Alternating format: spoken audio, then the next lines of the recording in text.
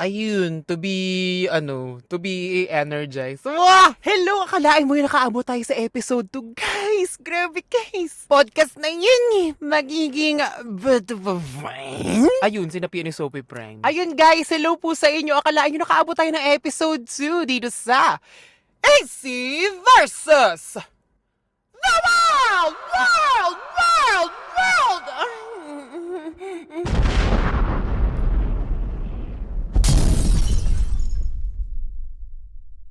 Ayun. So, hindi na siguro masyadong seryoso yung topic natin ngayon. Kasi nga, yung primera nating episode, yung una nating episode kasi, alam ko naman na medyo serious yung topic at saka it's a topic na sobrang pressing at the moment. So, sana naman na nakapag-move on na tayo doon at sana moving forward may natutunan tayo at hindi na tayo magbakla-baklaan for content. At kung magbabakla-baklaan man for content, sumama kayo sa mga Pride March. O pwede naman, di kayo pinagpapawaan.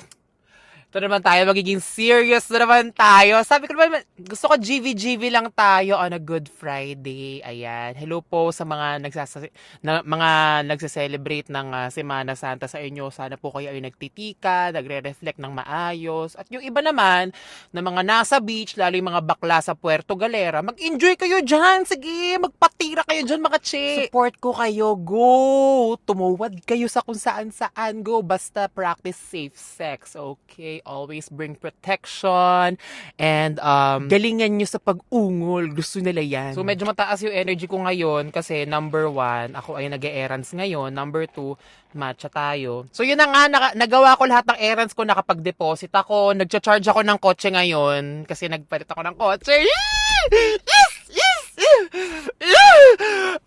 Nagcha-charge ako ng libre ngayon. Thank you so much sa mga Mega World malls. O may ganito silang mga may park, charge, and enjoy. May pa ganun sila, apakataray. So, na-enjoy ko ngayon yung free charging dito. Oo, kasi nga, free charging lang yan eh! So, today, bilang ako, last week ko sinimulan ito, sabi ko, gusto ko sana magpahinga this week kasi nga, Semana Santa, Holy Week, nagtitika ang mga tao, nananahimik ang mga tao, tapos ako, epal-epal dito sa internet. Syempre, yes. So, papansin kasi talaga ako. Pasensya na. Pero, kasi parang gusto ko lang maging consistent at saka bumawi agad kasi nga sobrang serious nung unang topic natin dito sa AC versus the world. So, para naman makita nyo naman yung GV-GV side ko, matuwa naman kayo sa mga pinagsasabi ko dito and with dress to impress, ganyan. Gusto ko lang din naman magpakilala din talaga, number 1. Gusto kong pakilala ulit sa inyo kasi ang tagal ko nawala, ang tagal nyong walang kinonsume na content tungkol sa akin, kundi sa Showtime at saka kung ano mga ina-upload ko mga kagaguhan. So, yeah. So, yun. Gusto kong sagutin yung mga katanungan ninyo at pagpakilala ulit sa inyo kung sino ba talaga yung tunay na ako. Sino ka ba? Sino ka bang nambabasher ka? Ayun, to reference. So, hello po. Ako po si AC Soriano at ito po ang aking performance task. Ayun, to have so many jokes. Ayun, to have so many RRL. Ayun, to be Clifford M. Canoy. Ayun, to have daming ayun. So, right now, andito tayo sa BGC. Andito tayo sa may Mega World. Like, iikot ko lang yung camera. So, dyan kami umiinom mo sa may Disty. Dyan, no, dyan. Tapos, lalo na nung puta pa ako. Ay, lagi ako dyan. Pero ngayon, tahimik na may bahay na ako, hanggang sa gantong tingin na lamang siya at minsan na lang ako umiinom. Tapos, ayan, ito yung surroundings natin. Ayan, o, diba? Ang daming cheche-bureche. Simulan na nga natin to. So, for this episode, ang gusto ko, sagutin yung mga katanungan ninyo, which is, ang itititulo natin dito ay, AC versus Tanong ng Bayan! Ayun, to have echo. So, ayan, nagtanong ako sa inyo sa Instagram, sa Facebook page. Meron tayong Facebook page at saka meron tayong Facebook group. Pwede tayong magchikahan doon. Sana magsasagot kayo doon. So, sali kayo dito sa, teka, papakita ko sa inyo. Ang group natin sa Facebook ay AC versus the World cockfighting arena. Kasi dito tayo mag-aaway-away, okay? Pagka may mga gusto kayong pag-usapan, pagka may mga gusto kayong i-correct na mga chinika ko dito, pwede nyo ako i-correct. I stand erected. So, yeah! Ayan, simulan na natin. Sagot tayo ng mga questions ninyo and sana, hopefully, after nito, mas makilala nyo pa ako ng mas maayos habang ako yung nag-charge ng aking talagang paulit-ulit, apakayabang mo talaga eh. Kala mo talaga kung sinong di namamasa yung kilikili mo talaga eh. Nakakapag-charge ka lang ng kotse mo eh. Okay, simulan na natin sa ating unang tanong! Nong! Ayun, to have dance moves. Okay, so sabi ni Rudolph Rafael. Ay, medyo nakaka-orkot yung katanungan niya, no? Medyo personal to, guys. Okay. Ang ating unang katanungan, any plans on pursuing film again in the future? Ayun! To be tamad. Any plans on pursuing film again in the future? Ewan ko ha, kasi ako, nung graduate ako, sumaktong pandemic, tapos ito, share ko na lang din sa inyo na, di ba 2020 ako graduate, tapos 2021 yata yun. As in, mag-a-apply na dapat ako sa Star Cinema. As in, mag-a-apply na dapat ako sa marketing nung time na yun. Kaso, hindi ko rin alam kung bakit. Parang hindi yata na proseso yung mga papeles ko at hindi natuloy. So, hindi ko rin alam kung anong nangyari somewhere in the middle. Hanggang sa, ayun nga, nag-away kami ni Yani, punta akong Subic, tapos naging pala live ako sa Instagram noon. Hence, nabuo si Otin G at saka si Doc Jill the Musical, the Rusical, yung Judy Santa Maria Rusical. Mas nag-lean towards pagpapapansin ako sa on-cam kaysa sa off-cam. Kaya feeling ko naging outlet ko na rin kung ano yung mga ginagawa ko ngayon. To the point na parang hindi ko nafe-feel yung need na talagang umupo, magsulat, tapos mag-aya, mag-produce, mag-film tayo, magdidirect ako, magsusulat ako, gagawin ko all the works. Kasi feeling ko, yung outlet ko is yung showtime, yung ginagawa kong content, kapag kami ginagawa akong slant, ganyan, kapag kami mga brand deal. So parang somehow, nahahanap ko dun yung satisfaction of it na alam ko, nagagamit ko pa rin naman yung degree na nakinita ko, na in-earn ko. So, another thing is, kasi feeling ko, although alam ko naman sa sarili ko na hindi ako sheltered, feeling ko kasi nung kakagraduate ko ng film, sabi ko parang, ano ikikwento ko? Hindi ko alam kung ano ikikwento ko. Kasi, hindi ko pa alam kung ano yung mga na-experience ko sa buhay na worth telling. Like, hindi pa ako na-in love noon, hindi pa ako nakakapag-sex noon. Hindi, nakapag-sex naman ako, pero wala yung damdamin. Gets nyo ba? Oo. Hindi pa ako nakakabukod sa bahay namin noon. So, parang gets mo, hindi ko alam kung ano yung mga experiences na worth telling, na may lalim, may wawa. Kaya, sabi ko, okay, sige. Nasa akin ang diploma ngayon, pero mag-iipon muna ako ng mga kwentong pwede ko ikwento. Tapos sabi ko, actually, ito nga parang sabi ko, ang sinabi kong deadline ko talaga is kapag nag-30 na ako, sige, gawa natin ng paraan to. Tingnan natin kung may enough experiences na ba ako para ikwento. At ikikwento natin. Yun nga lang kasi, dumating din kasi si Showtime na parang double-edged sword siya. Tari ng double-edged sword. Google mo na lang. I-chat GPT mo na. Alam ko hindi naman kaya ng utak mo yan, nak. Para siyang double-edged sword. Kasi nga, hihilingin talaga niya yung oras mo everyday. Hihilingin niya yung wits mo, yung bilis ng utak mo, kahit na 2 oras lang, 2 hours and 30 minutes lang yung show. Hihingin niya yung full attention mo to the point na after nun, pagod ka na talaga. Kaya sobrang galing na galing talaga ako kay Meme Vice kasi after that, makikihalubilo ka sa mga tao, magke-creative meeting ka, kung ano-anong chika mo sa mga kung anong direction lang kailangan mong gawin, parang shit, kapag kahiga mo ng kama, pagod ka na talaga. Si Meme Vice pa lang yun What more ako na 2 hours 30 minutes lang technically yung trabaho ko. Although gets ko naman kasi maaga akong gumigising sa umaga. Pero technically, yun na yung whole day mo, parang nagamit mo na yung words mo, yung social battery mo, nagamit mo na siya. So, feeling ko na fulfill kasi niya yung part na chumichika ako, nagkikwento ako, may mga kwento ako na sinishare sa madla. So, feeling ko tumatawid kasi. So, hindi ko pa hinahanap yung need na balikan yung ganong medium na mag-film talaga. Although, feeling ko babalikan ko naman talaga siya eventually. It's just that, feeling ko, hindi yun yung amats ko ngayon. Pero yun nga kasi ang maganda eh. Like, after 30, ang naging motto ko in life is, we have lots of time. Hindi ba? Lahat ng mga deadline sa buhay natin, mga konsepto lang ng utak natin yan. Hindi ba? Kung may pribilehiyo ka na i-pause muna ang mga bagay-bagay para unahin ang ibang mga bagay, gawin mo. Kaya nga privilege mo yan, 'di ba? As long as syempre, i-share mo rin naman yung privilege mo sa iba, yun, 'di ba? So, yun din naman. Hindi na para i-share sa inyo yun. So, sana nasagot ko yung tanong mo, Rudolph Rafael. Oo, ipapursue ko pa rin naman eventually. Hopefully, with hope naman siya. And sana ay magawa ko talaga siya. Pero kasi 'di ba, aminin naman natin, kailangan talaga natin kumita. So, kung saan tayo kikita, at hindi lang tayo maglalabas ng pera, doon talaga ako, kumikita ako ngayon, di ba, nak? Although gets ko naman yung satisfaction of winning the awards, kapag nakapag-premiere yung pelikula mo sa ibang mga bansa, ganyan, yung love and adoration na makukuha mo, and nung character mo, gets ko yun, So, yun nga lang, hindi ko siya amats ngayon. Siguro pag nag-40 ako. Okay, sabi ni Daris Tipan, Hi AC, after 5 years, where do you see yourself? Wow. Actually, nakakatuwa kasi may mga bilang nanggaling ako sa era ng vlogging talaga na parang comprehensive vlogging talaga na halos everyday yata ako nagva-vlog pag nasa Korea ako.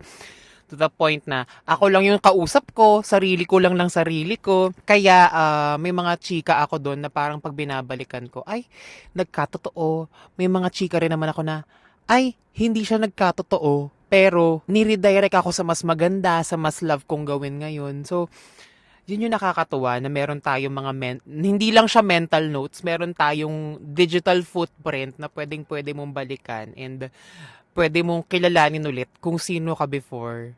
Oh, ganda nun, guys, 'di ba? Kaya para siyang journal talaga. Yun naman talaga yung peg ko sa AC's life ever since talaga. Para siyang video journals ng kung ano yung amats ko at this certain point in time. Like nung time na yun, sobrang lala ako mag K-pop K-drama. Ngayon, halos hindi na masyado. So yun, anyway, going back to the question, after 5 years, where do I see myself?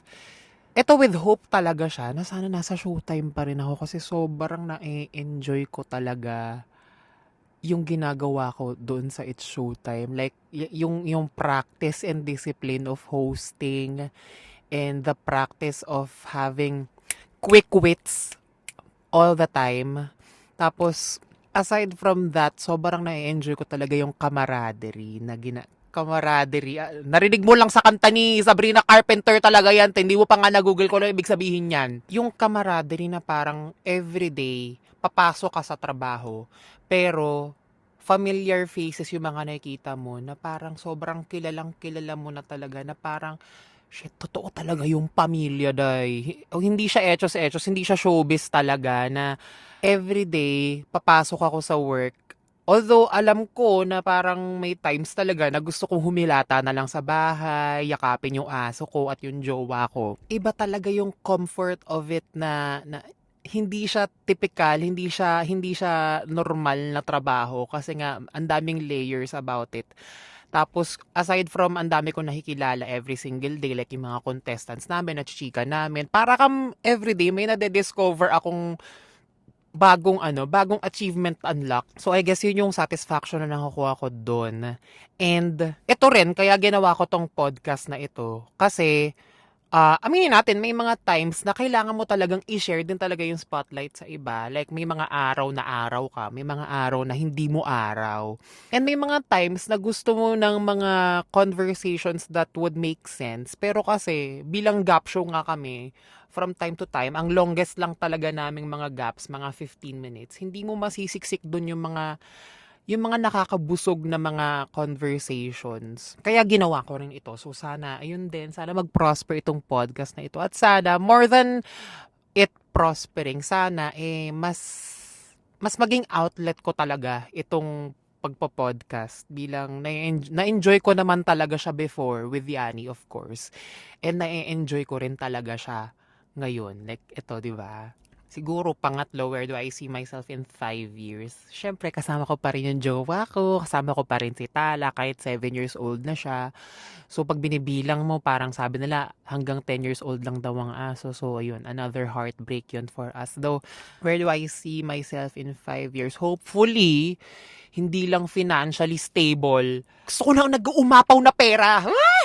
Gusto ko talagang ganun. Alam mo yung kung gusto kong bumili ng electric car, ora mismo, hindi ko iisipin yung mga ganun. Yung mga parang pa-vice ganda levels na ng yaman. Alam mo yun, AC in 5 years, panoorin mo to, dapat may 10 milyon ka na sa bank account mo. Uy, basta sa magandang paraan mo na earn yan ayan. Ayun, to promote sugal. Ayun, to Jingo Plus. Pero sana, ma-earn mo yan sa marangal na paraan. Oo. In 5 years, siguro, hindi rin sana. Ima-manifest ko, I have a good life. Ine-enjoy ko pa rin yung oras ko dito sa Earth. At sana ay skinny legend pa rin ako. Ganon, oo. Yung paano na, yung parang si Cher, ganyan. Do you believe in love after love? Siguro kung sa pangkalahatan, sana ay nakapag-elect na tayo ng matinong presidente. At sana mas maganda na ang ekonomiya. At sana nandito pa rin ako sa Pilipinas at hopeful pa rin ako sa mga ganap dito sa Pilipinas kahit na alam natin na yung mga puputante dyan, kala mo talaga sila lang mga kayo na talaga ang maging si Nostradamus, day. Kala mo talaga nasa purgatorio na tayo ngayon Okay, next question. Thank you so much, Darius Tipan. Ito naman si Who's TPHR. Sabi niya dito, have you ever considered doing podcast? Pagka ganito, ayusin mo yung mga spelling. Ayoko kasi ng mga nagkakamali dito. Gusto ko perfect tayong lahat, okay? Don't do this again. Charot lang yun, baka maniwala ka. Okay, sabi niya dito, have you ever considered doing podcast again with Yani from your Shaburat since 2021? Thank you so much! Alam mo, aminin talaga natin, in fairness talaga sa cultural impact talaga ng ginawa ng Gabi ng Bading. And syempre, thank you so much. Hindi lang sa inyo, kundi sa team behind it. Sila Yani and the whole team behind it, yung mga naging guest namin. So, thank you so much kasi naaalala nyo pa rin talaga na parang moment in time talaga siya na in fairness din naman talaga na sa mga salita ng mga Gen Z ngayon, it ate. Ganon. So, yun, nakakatuwa lang din kapag naaalala ninyo. And parang ngayon, lalo na naging okay na kami ni Yani, parang mas naging good memories na lang talaga siya. Parang more than the bad, mas naaalala ko na. Or mas nako-commemorate na namin siya better ngayon bilang okay na nga kami. Pero if I have ever considered doing podcast again with Yani, why not? Why not? Oo, sobrang why not. Although, nasabi ko yata ito sa ang walang kwentang podcast basta doon nag-guest kami, hindi ko alam kung kailan yung mapapanood yun. Parang yung relationship ko kasi with Yani, it's more of me not chasing kung ano yung what we had before, kundi I'm looking forward into getting to know you again. Alam mo yun, na parang hindi ko siya constantly chase na parang, inom tayo, tara, mag-content tayo, ganyan. Kasi yun naman talaga yung nature ng friendship namin before na parang, aminin ko, sobrang nakakamiss talaga siya. Kasi nga sobrang may mga times na out of the blue, magme-message ako sa kanya nung before pa. As in nung before podcast pa, as in magkaibigan talaga kaming tunay. That's why, nung nag-away talaga kami, it was really a heartbreaking event sa buhay naming parehas. Pero kung sa podcast, siguro, I mean, it would be an honor to be with her again. Lalo ngayon, iba na yung wits niya, iba na siya as a person, dami niya na pinagdaanan. Hopefully, pero to constantly chase it and to do it na parang naghihilahan kami, parang hindi. Not at the moment. Yun yung sagot ko at the moment. Parang same din naman yata sa kanya na I'd love to be friends with her again. Nakakatawa nga, as in, bago ko tong simulan tong AC versus the world, siya yung kausap ko talaga kasi nanghingi ako ng tips sa kanya kung paano ba kapag pag mag-isa ka lang na chumichika dito, ang hirap kasi. So, thankful din naman yung mga tips na binigay. Ayun, yan, hindi ko napapanood mo to. Aww. Hi, friend! Friends ba tayo, friend? Ayun, to be Mara Clara. Okay, si Darius Tipan, ang dahil mong tanong na ka. Akala mo talaga bolang kristal ako dito eh. Sabi ni Darius Tipan, what is your advice sa mga 20s na nagsisimula pa lang sa kanilang mga karir? Ang advice ko sa mga 20s na nagsisimula pa lang sa kanilang mga karir, dalawa yan. Siguro paghihiwalayan ko yung mga privileged at hindi mga privileged. Sa mga privileged, siguro tulad ng mga may kapangyarihan na nakatira pa rin sa mga magulang nila, komportable ang buhay, to simply put it that way, ano. Ang advice ko sa inyo, kung nagsisimula pa lang kayo sa inyong mga career, go! Kung anong gusto nyong gawin, go. Again, sinabi ko nga kanina na kung meron kang pribilehiyo na maaari mong gamitin every single time, gamitin mo. Why not? As long as, ang aking number one rule talaga is, hindi ka maging tone deaf. Dapat aral mo pa rin kung ano yung mga nangyayari sa paligid mo, lumabas ka, makipagkilala ka sa kung sino-sino mga tao na hindi mo kaparehas. Mag-research ka sa mga hindi mo alam sa buhay. Alamin mo kung magkano ang presyo ng pamasahe sa jeep. And do not forget na kahit na privileged ka sa buhay, bumili ka ng something na galing sa pera mo kasi iba yung satisfaction talaga dahil hindi yun makukuha ng iba sa'yo sa buong lifetime mo. For example, parang unang kotse mo, tapos alam mong ikaw ang bumili at hindi mo pinabili sa magulang mo. Ang sarap niya sa feeling, promise. Parang i-own mo talaga siya for the rest of your life na pwede mo ikwento sa mga anak mo, ganyan. Advice ko naman sa mga 20s na hindi privileged. Ito siguro, coming from a 30-year-old na siguro have seen it all. I've seen it all. Nakita ko lahat ng mga unfairness dito sa buong mundong ito na parang kung sasabihin kong iisipin ko, nung 25 ako, isipin ko, dapat ganito, dapat ganyan, mali ang sistemang yan. Pero kasi, ewan ko para sa akin, at 30, parang, ano pa bang pwedeng gawin natin para sirain tong bulok na sistemang ito? Dahil alam mong may mauuna sa'yo na galing sa top 4 na university dito sa buong Pilipinas na makakalaban mo habang nag-a-apply ka, na alam mong mas privileged sila kaya alam mong sila yung matatanggap.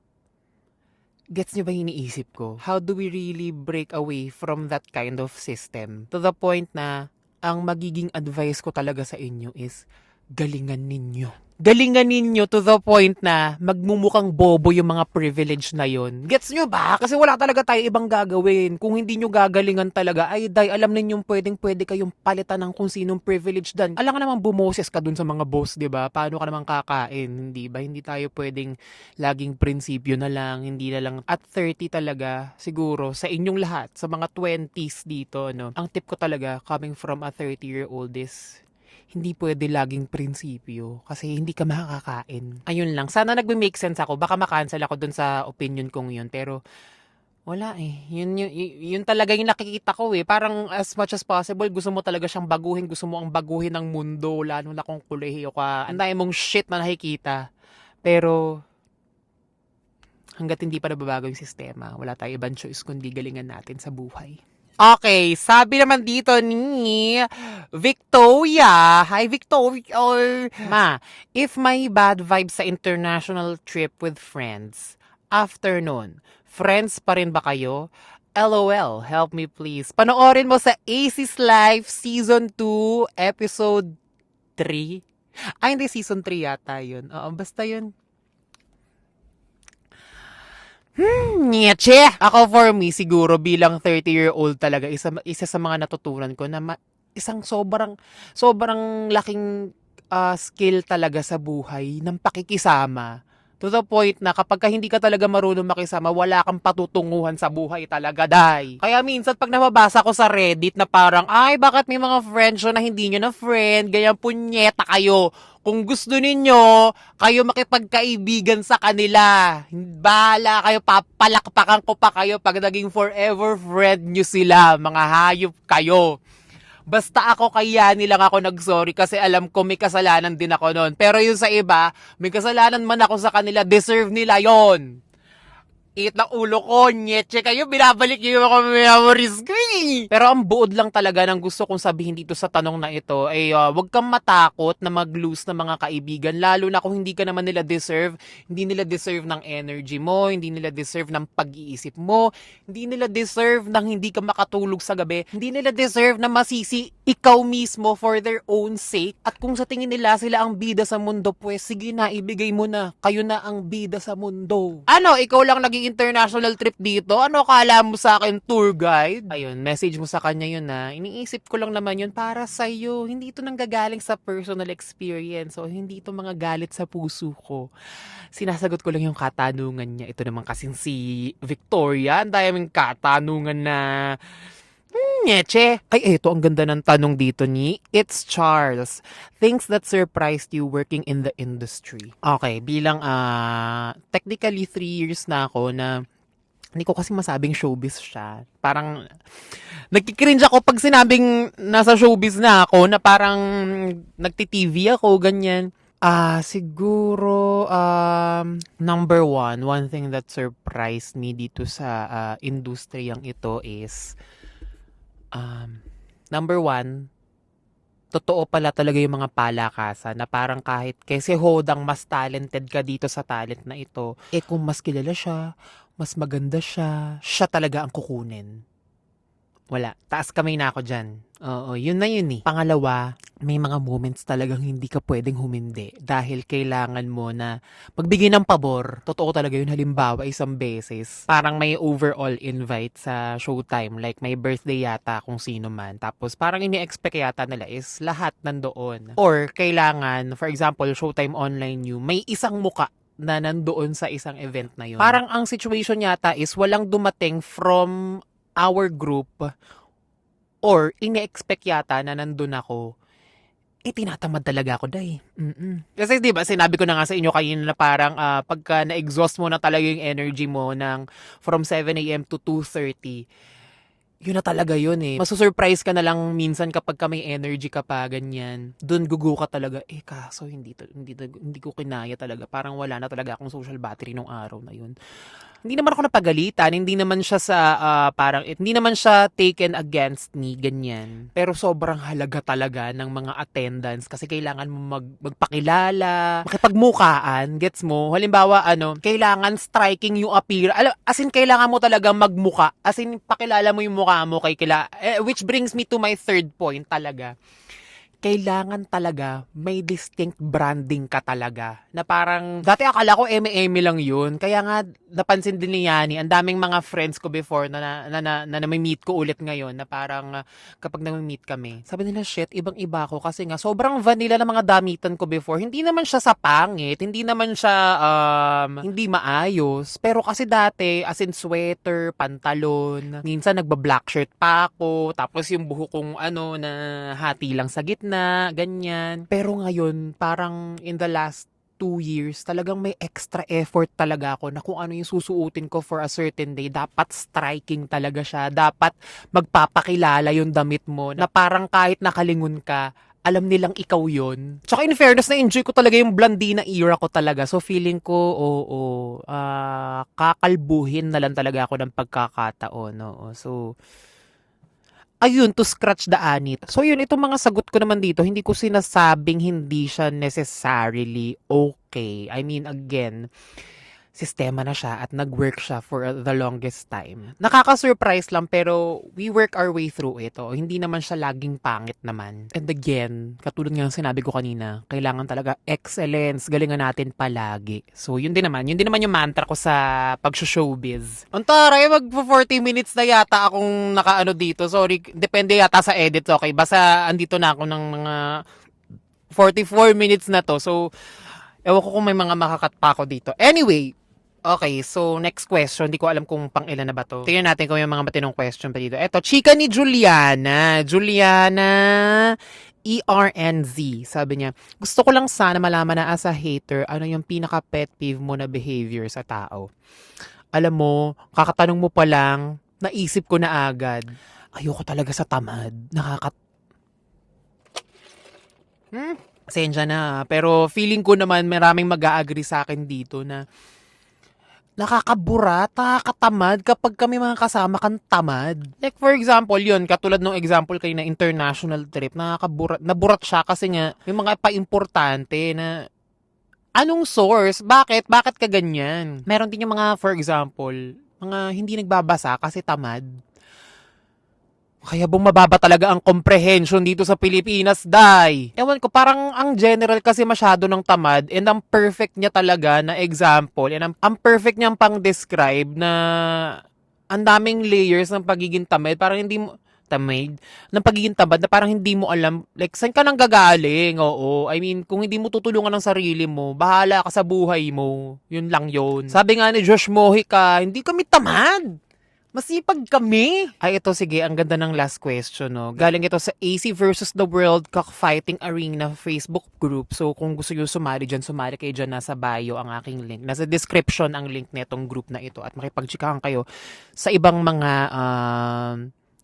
ano ba itatawag ko sa inyo, guys? Hindi ko rin alam. Suggest nga kayo dyan kung anong pwedeng itawag sa inyo para alam niyo yun? Kasi si Sophie Prime may Gitter, si Yani may Yaniverse. Ano tawag ko sa inyo? Comment down below, mag-suggest kayo. Sige na. Sabi ni Francis Decano, ang ganda ng question na, do you ever want to go back sa different era ng isang AC Soriano? Isang AC Soriano, akala mo talaga si Ma'am Charu eh.